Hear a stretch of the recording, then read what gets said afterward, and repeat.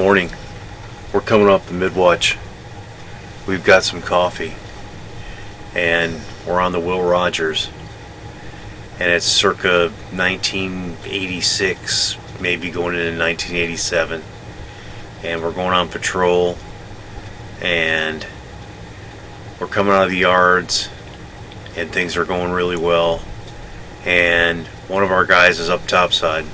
There's a torpedoman, TJ, who you heard about in our casino escapade, how tooling along with Jimmy Grady.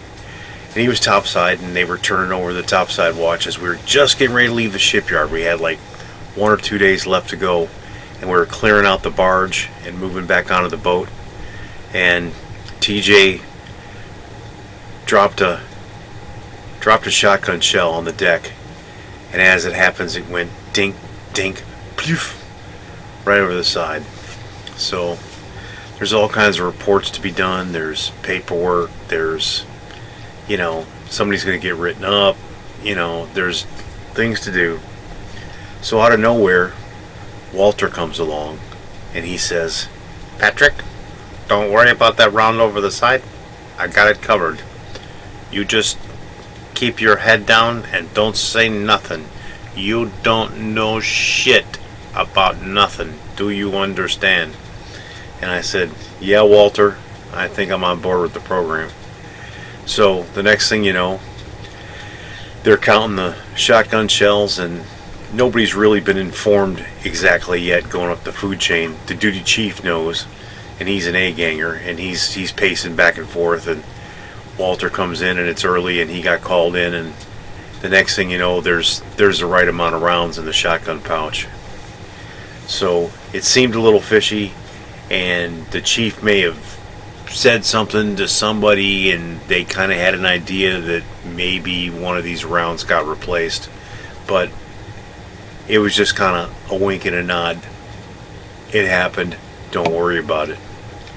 So about 2 days later, our division officer comes into the barge just as we're cleaning up, and the toolbox is up on the desk, and it's getting ready to get moved to the boat, and they're taking some stuff apart up in the weird room part of the barge and taking stuff back over the boat, and we're moving on down there, and the division officer comes in and says, "Hey guys, I need a screwdriver."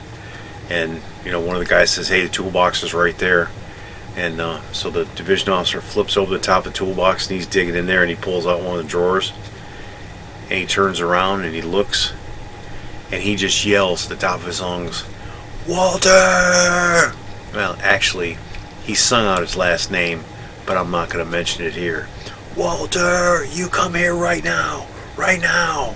Well, in the bottom of the toolbox were some Ziploc bags, and in the Ziploc bags were some .45 caliber rounds, some .7.62 rifle rounds, some shotgun shells, and they may or may not have been stolen from the range, where they were brought back in case somebody lost a round and they could be replaced.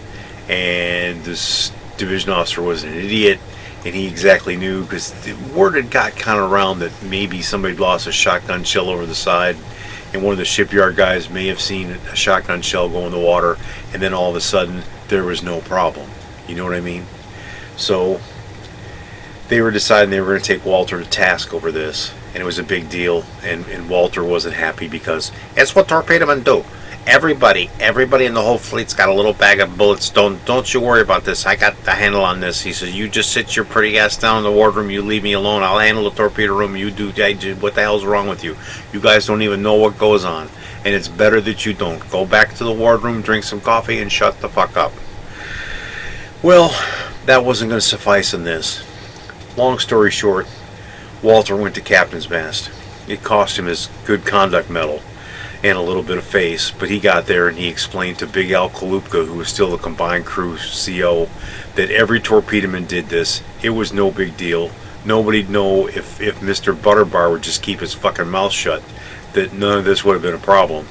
And Big Al just kind of shook his head, gave Walter a $50 fine, suspended it, and then had the wardroom door shut, and then proceeded to dress down the ensign who called him out and did all this, and said sometimes you need to let the enlisted people do what enlisted people do and keep your mouth shut, because you made a big deal about it. I had to take this good sailor to task. But the point being is that if you'd just talked about it first instead of writing up a whole bunch of paperwork first, we could have got through this. Now, so we're leaving the shipyard, and our guys, we move on up to Groton at the off-crew office, and we set it all up. And the other crew takes the boat to sea, and Jimmy Grady and crew and all his guys, and Big Al Kalupka take her on our first patrol. And, you know, about 3 months later, we take the boat back over, and as we're coming on board, this hot new great thing called the Commodore 64 computer is now there. And we've got one, and we've got a 13-inch color TV, and we've got a Commodore 64, and we've got some floppy drives, and we're playing this hot new game called Silent Service on the Commodore 64. And you can speed this thing up so you can run a war patrol in about 2 hours, you know. You can leave Perth, Australia, or leave Pearl Harbor and go out and hunt down the whole Japanese fleet with the Commodore 64. Well, a bunch of us guys who were roommates had been playing the hell out of this game, and it kept us up at night. And there were 4 or 5 of us. It was Jimmy Upton, the corpsman, called him Tweety. He had a Tweety bird tattooed. His middle name was really Tweety. It was an old family name, so he had a Tweety bird tattooed on his arm, and he was our doc. And had Vince Avera, one of the FTBs, and Dougie Haynes, one of the FTBs, and Dougie Hespelth, who was either a missile tech or an FTB. And we had this snake ranch, and Jimmy Grady used to come over when we were all in port together. And oh man, we had a ball playing this game. And we'd stay up all night and tear stuff up, and a lot of beer was consumed, a lot of liquor went down. We had the guy who owned the house, his name was Guido Ugacini, and he'd come up and he'd watch us do this, and he'd say, "Don't you guys get enough of submarines? You go out and you do this for a living, and you play a game about being on a submarine when you got off time? What the hell's wrong with you guys?" And he'd smoke with Dougie out of the back porch, and they'd drink a little homemade wine, and we had some fun. And Guido Ugacini would sit there and he'd laugh. He says, "A bunch of damn bubbleheads playing a submarine game on this damn computer. What's coming to the world?" So anyway, we got to the boat, and we took over, and we installed this thing all the way forward in the torpedo room, up where there's a desk. If you went up the starboard side all the way forward in the torpedo room, there's a desk that's kind of up there right by the tubes. So we installed the TV, so it's kind of mounted into the wiring and everything there. It's right by the collision alarm. And we got the Commodore 64 running, and one of these guys had a great idea. Said, "Pat, why don't we put it up there, and we'll run this thing, and we'll run a live patrol while we're on patrol. So no forward, no advance, no go to 64 speed and run right up on the enemy. We're going to start this thing. We're going to leave Perth, Australia. We're going on a 60-day run. We'll go on a 60-day run, and we'll see how it goes. We'll see if we can keep this thing going." So the 64 was pretty stable as long as you kept power to it. The damn thing would keep running and running, and it ran off a 5 1/4-inch floppy disk. This big thing, you'd plug it in. Anyway, so we decided we were going to do this, and off we went. Well, through the course of 2 or 3 days, this thing's going, and the TV runs, and people come up and they'd look and they'd see it, and the XO got wind of it, and he came around to the torpedo room and he wanted to see it, and he was looking at it, and he says, "As long as you guys don't spend too much time on watch looking at this thing and hanging out." Well, this is kind of where the torpedoman hung out anyway. He was either there or right in front of the watertight door begging the cooks for coffee and whatever baked goods were getting made. And Frenchie DeFriend, I'm fat because of you, dude. I remember you running me down cinnamon rolls, running down, and you'd smell them things. The ventilation system would work, and everything that got cooked in the galley, all that smell would come through the torpedo, and you'd smell them cinnamon rolls at 2 o'clock in the morning. And be, oh my God!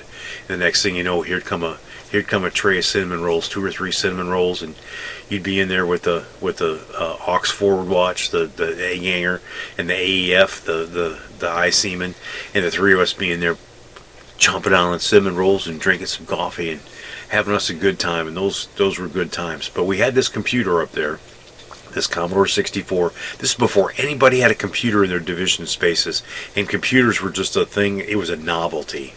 And we're up there and we're playing Silent Service. And you'd go up there and you'd watch this thing. Well, finally, at about day 14 or 15, you know, we're underway and things are going, and it's field day. And one of the guys goes by and says, "Oh my God, on the Commodore 64 it says that we've got a contact." So the next thing you know, there's about 20 guys piled forward. Now remember, it's field day, so like the whole crew is up. We got the XO.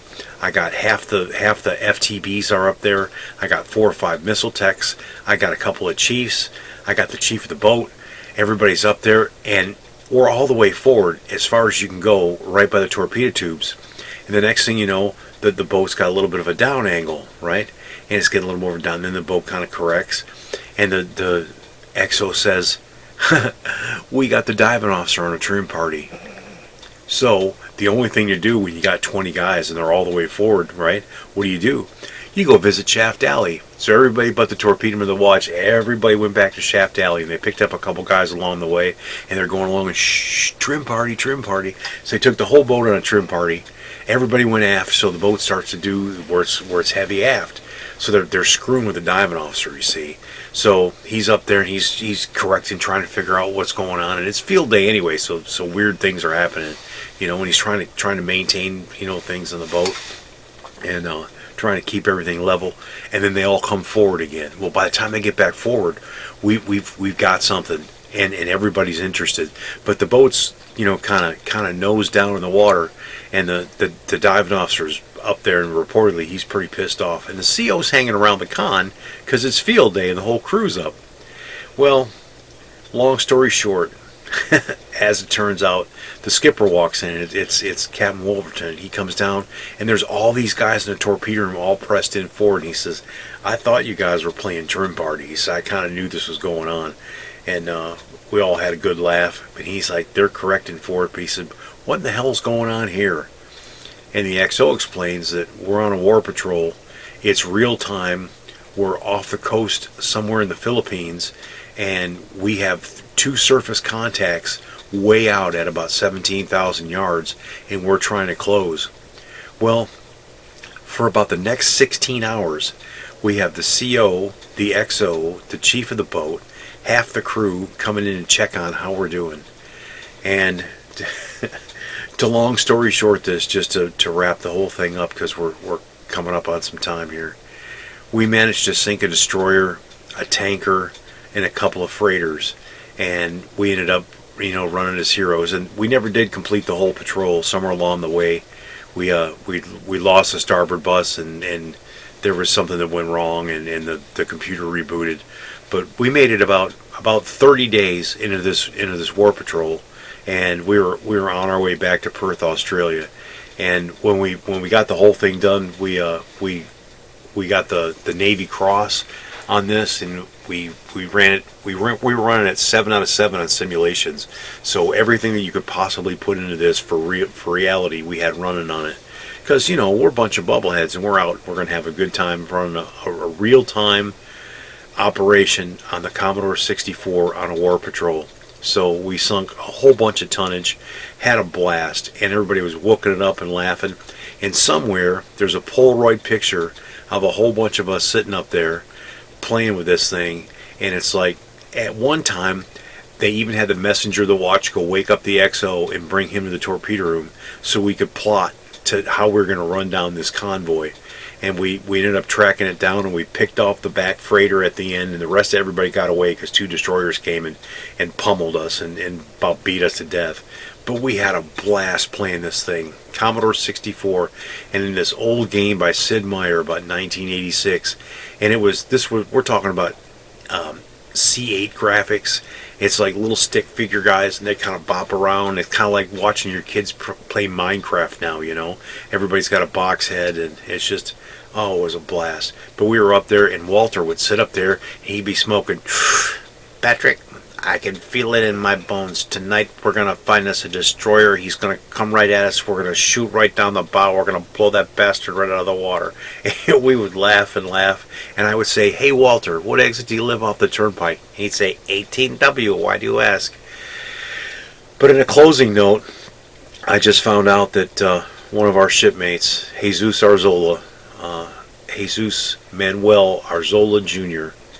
has crossed the Rainbow Bridge, and he's off to meet Jesus. And on that note, I got to tell you, for every time that Walter called you Jesus and made a big deal about it, says, "Hey Jesus, come here. I need you to. Hey, would you come here and bless this? Hey Jesus, we need a miracle." All the times you put up with that shit from Walter, Jesus, God bless you, brother. We'll see you again. There'll come a time we'll all be together again somewhere. Good on you, buddy. And I hope you made it back to El Paso after you retired from the Navy, and that everything was good for you. I see you got married. I see you got kids. You had grandkids. And man, I wish we kept up a little better. But like I said, brother, I know I'll see you again. So for now, that's all there is for submarine stories. I wish you all a good Navy day, a good Navy night, and happy hunting, my friends. Be well.